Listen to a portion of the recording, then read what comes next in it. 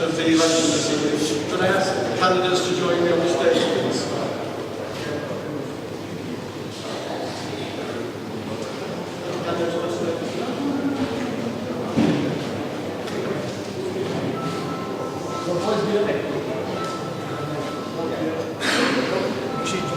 Ladies and gentlemen, this is a declaration of the results of the poll, the election of a Member of Parliament for Rochdale, Thursday, 4th July 2024. I, Stephen Waugh, being the acting returning officer at the above election, do hereby give notice that the number of votes recorded for each candidate at this election is as follows.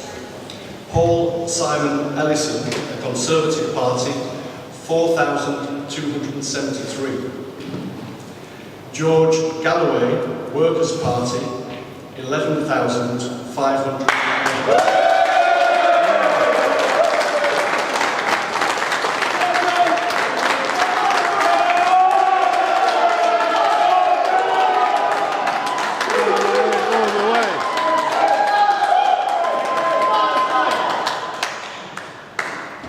Michael David Howard, Reform UK, 6,770.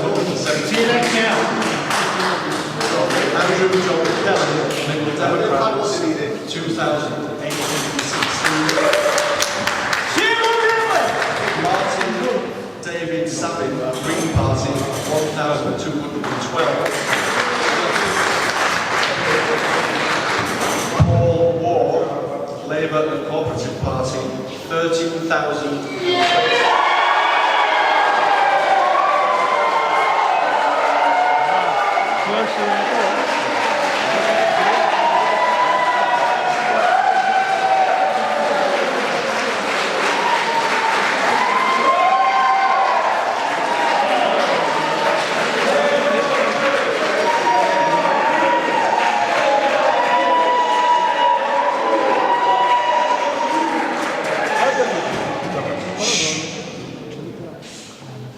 I hereby declare that Paul Waugh is duly elected.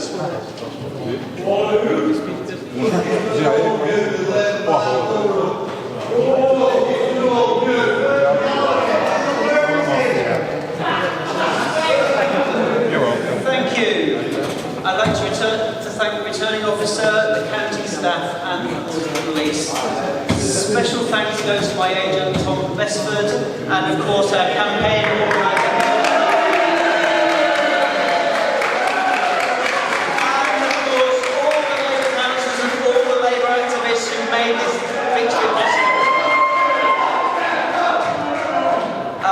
I'd like to thank George Galloway for his service. I particularly want to pay tribute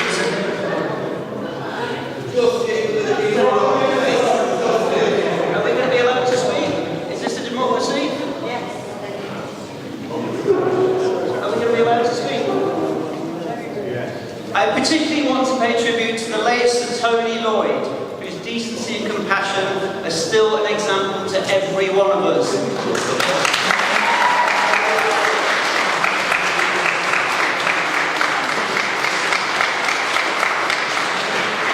Of course, my biggest thanks go to the people of Rochdale, of Littleborough, of Wardle, of Milnborough and of Newhay.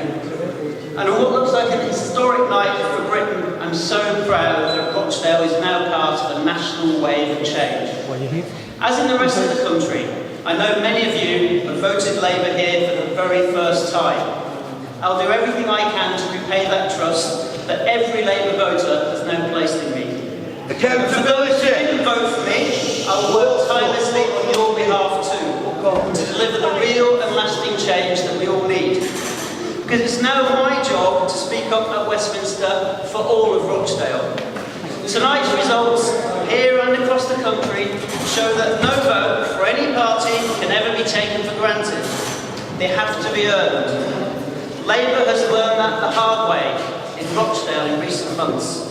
We've shown that we've listened and we'll continue to listen on domestic policy and on foreign policy. Foreign genocide! The bigger picture is this. Once again, after years of Tory government, it falls to Labour to rebuild their services and their economy. But most of all, For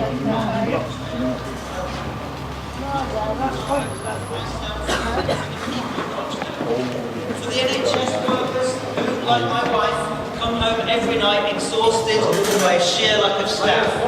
Who did it for the Rochdale pensioners, like my mum, who deserve dignity in later life, not a struggle to get a hospital appointment or to see a GP. I did it for all those working class kids who are judged by their postcode, not by their potential.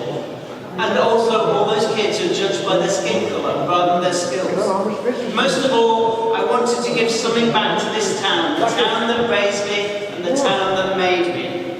And unlike some candidates, I'm from Rochdale. We've got huge challenges in Rochdale, and we need to tackle the child poverty and poor housing that blights so many futures. The answer lies in that sign that leads to us from the N62. Rochdale, the birthplace of cooperation. That co-op idea of working together, uniting all our communities, not dividing them, is what runs deep in this town and in this Labour Party. The people of Rochdale are sick of our area being a bad news story on the TV. Tonight we produced a good news story, the one we all needed, a Labour MP and a Labour government for the first time in a generation. It's my job now to get Rochdale the regeneration and the respect its people deserve. Finally, I'd like to thank my wife Frances, our 3 sons, my brother, my mum, and the whole of my family in Rochdale and outside it for their constant support.